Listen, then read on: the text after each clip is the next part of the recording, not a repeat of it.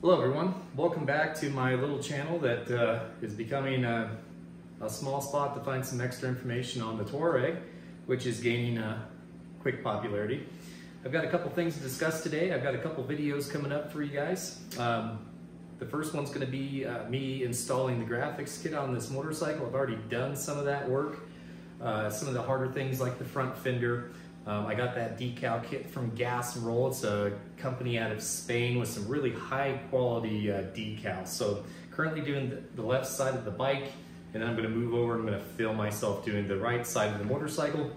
Then after that, my next project is going to be something that I think gains a lot of interest, and that is going to be me replacing the rear shock body spring on the motorcycle. So just a little bit about me and why I would want to do that. I am a tall rider to begin with.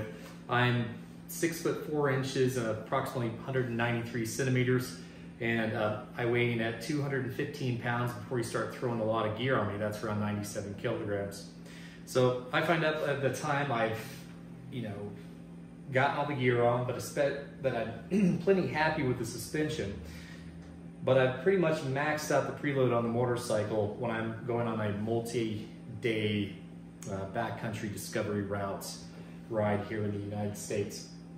So I find that the shock bodies on the front and the rear of the motorcycle are more than sufficient. I just find that the preload in the front has plenty of room left there, but on the rear of the motorcycle leaves a little bit left to be desired by the time I get it all the way down. That said, the bike performed really well with all that weight on there. I just felt myself being a little bit more reserved and trying not to test the limits of the rear suspension on the motorcycle when it was all the way weighed down. So this will help with that. So I have a spring from, it's an Eibach spring. This came from AF1 Racing in Austin, Texas. I believe I think they started out in Europe, so I believe there's a European warehouse as well. And I have a 9.7 kilograms per millimeter spring rate, which puts me in that 200 to 215 pound rider weight range for that spring. 8.3 is stock. This is a 9.7. It goes all the way up, it goes up 0.7 spring rates all the way up to 10.6, which would cover someone that was 230 to 250 pounds or approximately 104 to 113 kilograms. So they just got these in here recently, and the big thing that you probably want to check before you go through the whole process of installing this is making sure they actually ship you the correct spring. Now, mine's written in marker here, Eibach spring 9.7. Well, I'm just not a very trusting person. So first of all, I'm going to verify that the correct spring has been actually delivered to me. And if you look here on the side of the box, it should match the spring. And it's going to have a couple different things about the spring, that it's 0-900. That translates to the spring being 9 inches tall. And we can see free length is 9 inches. And the diameter, which is the inner diameter, is 2.25 inches.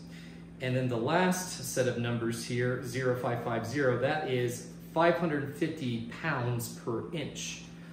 So when we do that conversion, which you can just go on to Google and convert pound inches to kilograms per millimeter, we get a number that's very, very close to the number that is written on the box here, which is 9.7, which means that they did in fact send me the correct spring. Also, one more thing I'm going to install from AF1 Racing. This is a Woodcraft side stand eliminator.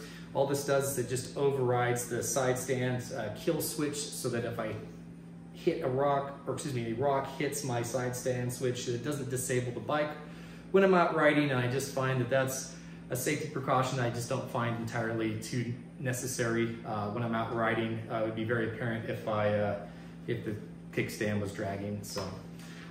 Also, this just came off of eBay, but you can find this from several different places. This is a Motion Pro shock spring compressor. I picked this up off of eBay for about $120 with free shipping. That's USD.